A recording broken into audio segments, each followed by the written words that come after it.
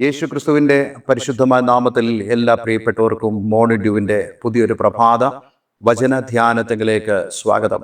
കഴിഞ്ഞ ദിവസങ്ങളിൽ വളരെ അനുഗ്രഹിക്കപ്പെട്ട ആത്മീക വചനചിന്തയിലൂടെ കടന്നുപോകാൻ തക്കോണം ദൈവം നമ്മെ സഹായിച്ചല്ലോ. തീർച്ചയായിട്ടും ഈ കഴിഞ്ഞ ദിവസങ്ങളിലെ വചനധ്യാനം നിങ്ങളുടെ ജീവിതത്തിൽ വളരെ ദൈവിക അനുഗ്രഹങ്ങൾക്ക് കാരണമായി തീർന്നു എന്ന് ഞാൻ പൂർണ്ണമായും വിശ്വസിക്കുന്നു.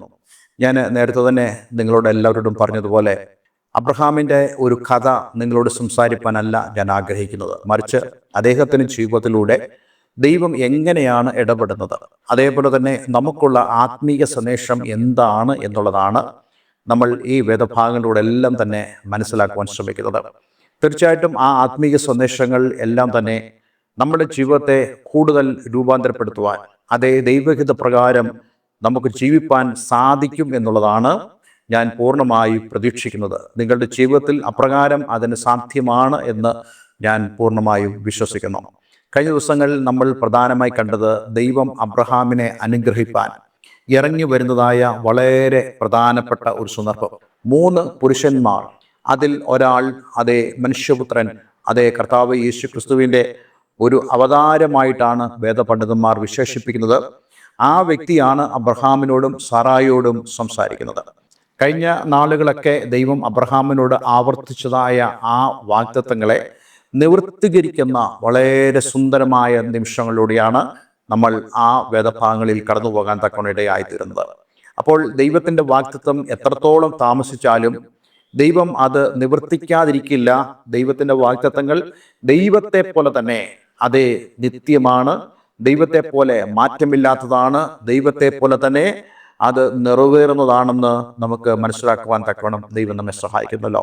അതുകൊണ്ട് നമ്മൾ എപ്പോഴും ദൈവത്തിൻ്റെ വാഗ്ദത്തങ്ങളെ നാം വിശ്വസിച്ചുകൊണ്ടേയിരിക്കണം. ഒരുപക്ഷെ സമയങ്ങളെടുക്കുമായിരിക്കും.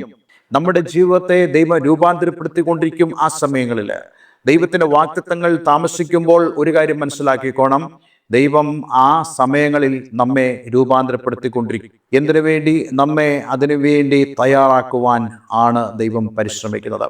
അബ്രഹാമിൻ്റെയും സാറായുടെയും ജീവിതത്തിൽ നമുക്കത് കാണുവാൻ സാധിച്ചു. ഇന്ന് നമ്മൾ ചിന്തിക്കുന്നത് ഈ പുരുഷന്മാർ അവിടെ നിന്നും യാത്ര പുറപ്പെടുന്നതിനെ കുറിച്ചാണ്. അതിനായി നമുക്ക് ഉൽപ്പത്തി പുസ്തകം 18-ാം അധ്യായം അതിൻ്റെ 16-ാമത്തെ വാക്യം മുതൽ വായിക്കാം. ഈ വാക്യത്തിൽ നിന്നും വളരെ പ്രധാനപ്പെട്ട ചില ആത്മീക ആശയങ്ങൾ നമുക്ക് മനസ്സിലാക്കാൻ സാധിക്കുന്നുണ്ട്. ഈ പുരുഷന്മാർ അവിടെ നിന്ന് പുറപ്പെട്ട് സോദോം വഴിക്ക് തിരിഞ്ഞു. സോദോം വഴിക്ക് തിരിഞ്ഞു എന്ന് പറയുമ്പോൾ നമ്മൾ പ്രധാനമായും മനസ്സിലാക്കേണ്ട ഒരു കാര്യമുണ്ട്. നോക്കൂ, എന്തിനാണ് ഈ പുരുഷന്മാർ വന്നത്? നമ്മൾ ആദ്യം തന്നെ നോക്കുമ്പോൾ നമുക്കറിയാം, അബ്രഹാമിനും സാറായ്ക്കും ദൈവം നാളുകളായി ചെയ്തുകൊണ്ടിരുന്ന വാഗ്ദത്തം നിവർത്തിക്കുവാൻ ആണ് ഈ ദൂതന്മാർ അവിടെ കടന്നു വന്നത്. എന്നാൽ അവർക്ക് മറ്റൊരു ഉദ്ദേശം കൂടി ഉണ്ടായിരുന്നു എന്നുള്ളത് നമുക്കിവിടെ കാണുവാൻ സാധിക്കുന്നുണ്ട്. അതായത് ബഹുമുഖമായ ഉദ്ദേശങ്ങളോടുകൂടെ ഈ പുരുഷന്മാർ അവിടെ കടന്നു വന്നു. ഇതിൻ്റെ നേച്ചർ നമ്മളൊന്ന് പരിശോധിച്ചാൽ അടുത്ത ദിവസങ്ങളിൽ നമ്മൾ എന്താണ് സോദോം ഗൊമോറയിൽ സംഭവിച്ചത് എന്നുള്ള കാര്യങ്ങളൊക്കെ വിശകലനം ചെയ്തതാണ്.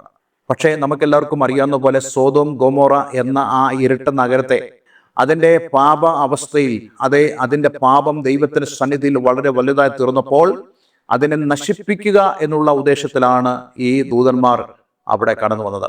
അങ്ങനെയാണെങ്കിൽ ഈ ദൂതന്മാരുടെ വരവിൻ്റെ പുറകിൽ 2 പ്രധാനപ്പെട്ട ഉദ്ദേശങ്ങളുണ്ടായിരുന്നു. ഒന്ന് അനുഗ്രഹം കൊടുക്കുക, മറ്റൊന്ന് നശിപ്പിക്കുക എന്നുള്ളത്.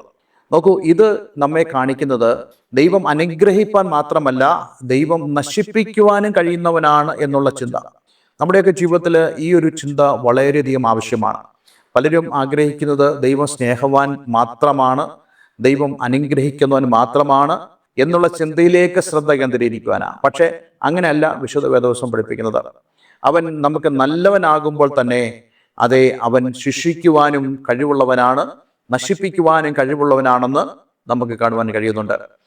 വിശുദ്ധ വേദവസ്തത്തിന്റെ ആരംഭം മുതൽ തന്നെ നമുക്കത് കാണാൻ കഴിയുന്നുണ്ടല്ലോ. ആദമിനെയും ഹവ്വയെയും ദൈവം സൃഷ്ടിച്ചിട്ട് ആ ഏദൻ തോട്ടത്തിലാക്കി അവർക്ക് വേണ്ടതായ സകലവിധമായ കാര്യങ്ങളും ദൈവം ഒരുക്കുമ്പോൾ തന്നെ ദൈവം ശിക്ഷയുടെ കാര്യം കൂടെ അവിടെ പറയുന്നുണ്ട്. എന്നാൽ ആ ശിക്ഷ മനുഷ്യർക്ക് ഒഴിവാകാൻ കഴിയുന്നത് ദൈവത്തെ അനുസരിക്കുക വഴിയാണ് എന്നുള്ള വളരെ പ്രധാനപ്പെട്ട സന്ദേശം നമുക്ക് ഉൽപ്പത്തി പുസ്തകത്തിൽ തന്നെ ആദമിന്റെയും ഹവ്വയുടെയും ആ ജീവിതത്തിലൂടെ തന്നെ മനസ്സിലാക്കാൻ കഴിയുന്നുണ്ട്. ഇന്ന് നമ്മൾ ഓരോരുത്തരും മനസ്സിലാക്കണം, നമ്മൾ ദൈവത്തിൽ നിന്ന് അനുഗ്രഹം എപ്പോഴും ചോദിക്കുന്നവരാണ്, ആഗ്രഹിക്കുന്നവരാണ്. പക്ഷേ വളരെ പ്രധാനപ്പെട്ട കാര്യം കൂടെ നമ്മൾ മനസ്സിലാക്കണം. നമ്മെ അനുഗ്രഹിപ്പാൻ മാത്രമല്ല, നമ്മെ ശിക്ഷിക്കുവാനും അവന് കഴിയും എന്നുള്ളത്. ഞാൻ ഇന്ന് ഓർക്കുന്നുണ്ട്, ഞാൻ ഒരു സഭയിൽ ശുശ്രൂഷിക്കുമ്പോൾ ഒരു ചോദ്യം അവിടെയുള്ള ആളുകളോട് ചോദിച്ചു, നമ്മെ ആരാണ് നരകത്തിൽ കൊണ്ടിടുന്നത്?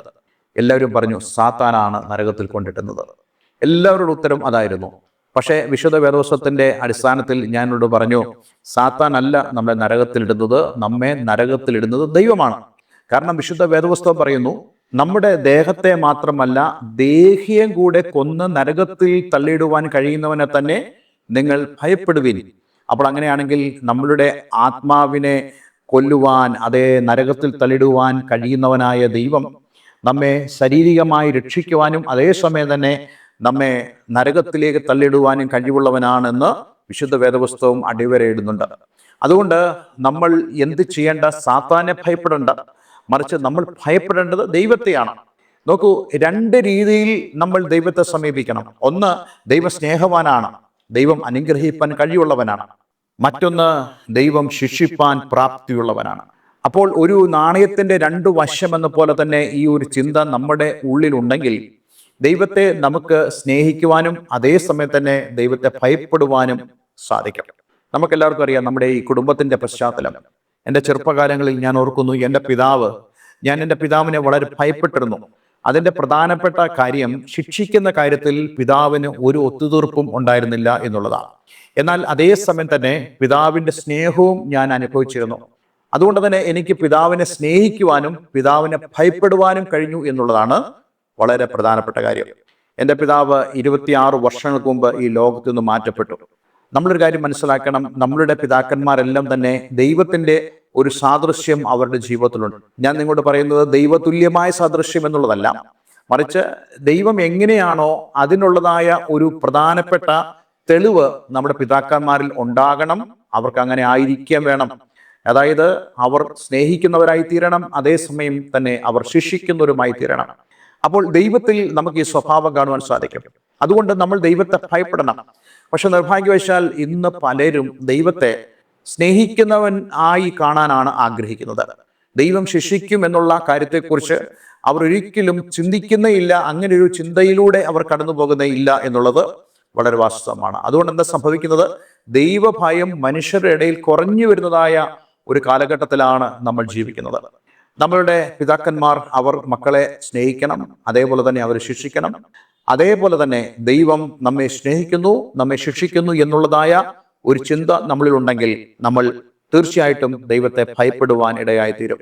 അബ്രഹാമിന്റെ ജീവിതത്തിലും അതുതന്നെയല്ലേ നമുക്ക് കാണുവാൻ സാധിക്കുന്നത്.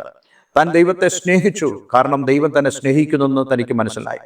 അതേസമയം തന്നെ അബ്രഹാമിന്റെ ജീവിതത്തിൽ ദൈവം ശിക്ഷിക്കുന്നവനാണ് എന്നുള്ള കാര്യം അബ്രഹാമിൽ നമുക്ക് കാണുവാൻ കഴിയുന്നുണ്ട്. അത് അവൻ ദൈവത്തിന് മുമ്പാകെ വഴിപാട് കൊണ്ടുവന്നപ്പോൾ അവൻ സകലതിനെയും പിളർന്നു, പക്ഷേ പ്രാക്കളയോ അവൻ പിളർന്നില്ല. അതുകൊണ്ട് സംഭവിച്ചത്, ദൈവം ഒരു ജഡ്ജ്മെന്റ് അബ്രഹാമിനോട് പ്രഖ്യാപിച്ചു. തൻ്റെ സന്തതി സ്വന്തമില്ലാത്ത ദേശത്ത് ഏതാണ്ട് 400 വർഷത്തിൽ പരം അവിടെ പ്രവാസികളായി പാർക്കുമെന്നുള്ള ഒരു പ്രധാനപ്പെട്ട ശിക്ഷ. അബ്രഹാമിന്റെ ഹൃദയത്തിൽ അതൊരു വേദനാജനകമായ ഒരു കാര്യമായിരുന്നു. എന്നാൽ അതേസമയം തന്നെ അബ്രഹാം ദൈവത്തെ ഭയപ്പെടുവാൻ കാരണമായി ആ വിഷയം തീരുവാൻ തക്കവണ്ണം ഇടയായി തീർന്നു. ഇന്ന് ഞാൻ നിങ്ങളോടെല്ലാം പറയട്ടെ, നമ്മുടെ ഉള്ളിലും ഈ ഒരു ചിന്ത ഉണ്ടാകണം. ദൈവം അനുഗ്രഹിക്കുന്ന അല്ലെങ്കിൽ സ്നേഹിക്കുന്ന ദൈവം മാത്രമല്ല, അവൻ നമ്മെ ശിക്ഷിക്കുന്നതായ ദൈവം കൂടെയാണ് എന്നുള്ളതായി ചിന്ത.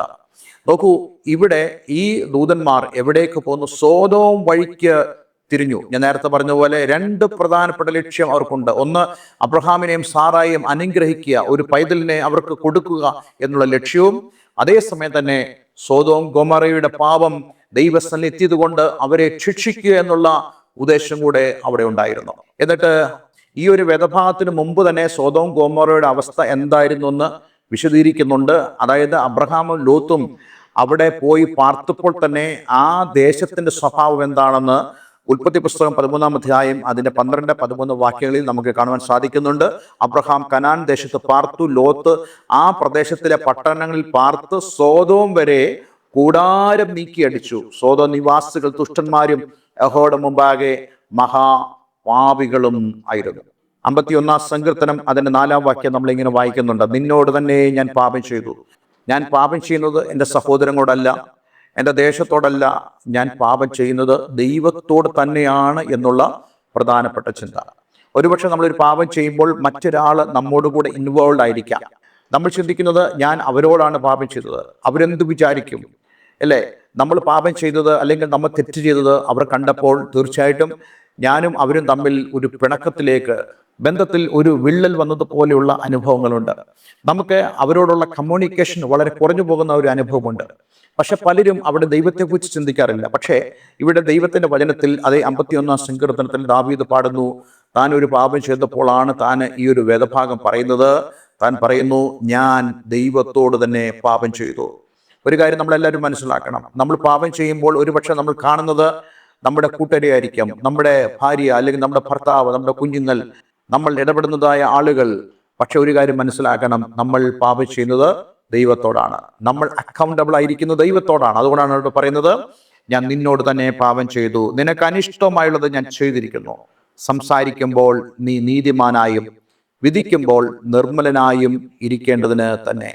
നോക്കൂ, ദൈവം നമ്മളെക്കുറിച്ച് ആഗ്രഹിക്കുന്നത് നമ്മൾ നീതിമാന്മാരായിരിക്കണം, അതേപോലെ തന്നെ നിർമ്മലന്മാരായിരിക്കണം. ദൈവവുമായിട്ടുള്ള ഒരു ബന്ധത്തിന് നമ്മുടെ ജീവിതത്തിൽ ഇത് വളരെ ആവശ്യമാണ്. ഇന്ന് നമ്മൾ കേട്ടതായ വചനത്തിനുപാകെ നമ്മളെ തന്നെ ഒന്ന് സമർപ്പിക്കാം. ദൈവത്തെ നമുക്ക് ഭയപ്പെടുവാൻ, ദൈവം നമ്മെ അനുഗ്രഹിക്കുന്നവനാണ് എന്നുള്ള ചിന്ത നമ്മുടെ ഉള്ളിൽ ഉള്ളപ്പോൾ തന്നെ ദൈവം നമ്മെ ശിക്ഷിക്കുന്നവനാണ് എന്നുള്ള ചിന്ത കൂടെ നമ്മുടെ ഉള്ളിൽ ഉണ്ടാകണം. ഇത് രണ്ടും ബാലൻസ്ഡ് ആയിട്ട് പോയെങ്കിൽ മാത്രമേ നമുക്ക് ദൈവത്തെ ഭയപ്പെടുവാൻ സാധിക്കുന്നുള്ളൂ. ആയതിനായി നമുക്ക് നമ്മളെ തന്നെ ദൈവങ്ങളിലേക്ക് സമർപ്പിക്കാം. ബാക്കിയുള്ള ഭാഗങ്ങൾ നമ്മൾ അടുത്ത ദിവസങ്ങൾ ചിന്തിക്കുന്നതാണ്. ഒരു വാക്ക് പ്രാർത്ഥിക്കാം. സ്വർഗീയ പിതാവേ, ഇന്ന് ഞങ്ങളെ കേൾപ്പിച്ച വളരെ അനുഗ്രഹിക്കപ്പെട്ട സന്ദേശത്തിനായി സ്തോത്രം. ഞങ്ങൾ ദൈവത്തെ ഭയപ്പെടുവാനും അതേസമയം തന്നെ ദൈവം അനുഗ്രഹിക്കുന്നവനാണെന്നുള്ള ആ ചിന്ത, സന്തുലിതമായ ചിന്ത ഞങ്ങളുടെ ഉള്ളിലുണ്ടായി ദൈവത്തെ ഭയപ്പെടുവാൻ തക്കതായി ഞങ്ങളെ ബലപ്പെടുത്തണമേ എന്ന് പ്രാർത്ഥിക്കുന്നു. കർത്താവേ, വചനം കേട്ട എല്ലാവരെയും ഞാൻ യേശുവിൻ്റെ നാമത്തിൽ അനുഗ്രഹിക്കുന്നു. കർത്താവേ, ഇന്നു മുതൽ ദൈവത്തോടുള്ള ബന്ധത്തിൽ ഒരു പുതിയ സമീപനത്തിലേക്ക്, ഒരു പുതിയ ആത്മീക ജീവിത ശൈലിയിലേക്ക് കടന്നു വരുവാൻ എന്നെ കേൾക്കുന്ന എല്ലാവരെയും അങ്ങ് സഹായിക്കണമേ. പ്രാർത്ഥന കേട്ടതിനായി നന്ദി, യേശു ക്രിസ്തുവിൻ നാമത്തിൽ തന്നെ. ആമേൻ, ആമേൻ. ഇന്നത്തെ വേദവചനം നിങ്ങളുടെ ജീവിതത്തിൽ വളരെ അനുഗ്രഹപ്രദമായി തീർന്നു എന്ന് ഞാൻ വിശ്വസിക്കുന്നു.